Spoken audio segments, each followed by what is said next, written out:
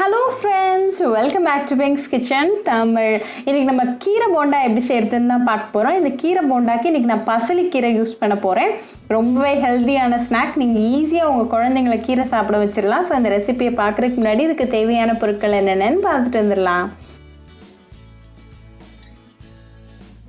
ஒரு மிக்சிங் பவுல்ல 1 கப் அளவுக்கு சாப் பண்ண பசலி கீரையை சேர்த்துக்கோங்க. கூடவே ஒரு வெங்காயம் நல்லா மெல்லிசா கட் பண்ணது, ஒரு பச்சை மிளகாய் கட் பண்ணது, கொஞ்சமாக கருவேப்பிலைகள் கட் பண்ணது, 1/4 டீஸ்பூன் இஞ்சி பூண்டு பேஸ்ட், 1 கப் கடலை மாவு,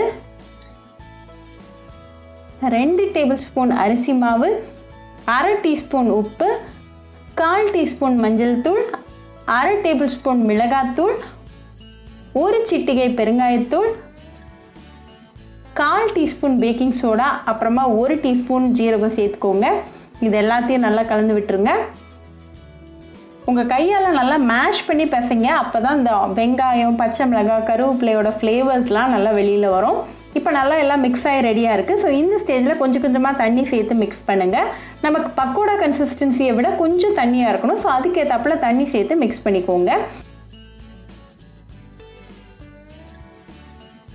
இப்போ நமக்கு பர்ஃபெக்டான கன்சிஸ்டன்சியில் இருக்குது. ஸோ கொஞ்சமாக மாவு எடுத்து அதை நல்லா ஸ்மூத் பாலாக உருண்டை பிடிச்சிருங்க.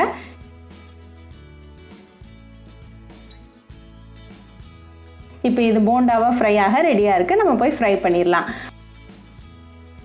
ஒரு இரும்பு சட்டியில் தேவையான அளவுக்கு எண்ணெய் சூடு பண்ணிக்கோங்க. எண்ணெய் நல்லா சூடானதும் ஒவ்வொரு கீரை போண்டாவாக உள்ளே சேர்த்துருங்க. ஒரு நேரத்தில் 3லேருந்து 4 மட்டும் சேர்த்துக்கோங்க. ரொம்ப ஒரே நேரத்தில் சேர்த்துக்காதீங்க.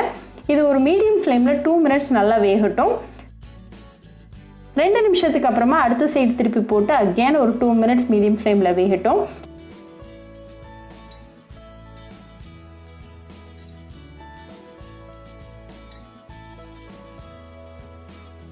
இப்போ 2 சைடும் நல்லா கிறிஸ்பியாக கோல்டன் ப்ரௌனாக வந்திருக்கு. ஸோ இதை நம்ம இப்போ ரிமூவ் பண்ணிடலாம்.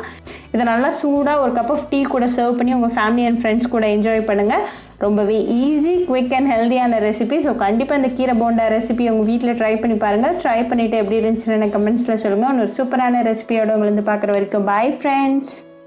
உங்களுக்கு இந்த வீடியோ பிடிச்சிருந்தா பிங்க்ஸ் கிச்சன் தமிழுக்கு லைக் பண்ணுங்கள், ஷேர் பண்ணுங்கள், கமெண்ட் பண்ணுங்கள் அண்ட் மறக்காமல் சப்ஸ்கிரைப் பண்ணுங்கள்.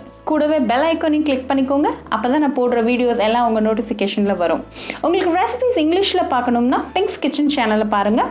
சேனலோட லிங்க் நான் அந்த டிஸ்கிரிப்ஷன் பாக்ஸில் கொடுக்குறேன். மறக்காமல் செக் பண்ணுங்கள். இன்னொரு இன்ட்ரெஸ்டிங்கான ரெசிபியோட உங்களை பார்க்க வர வரைக்கும் பாய் ஃப்ரெண்ட்ஸ்.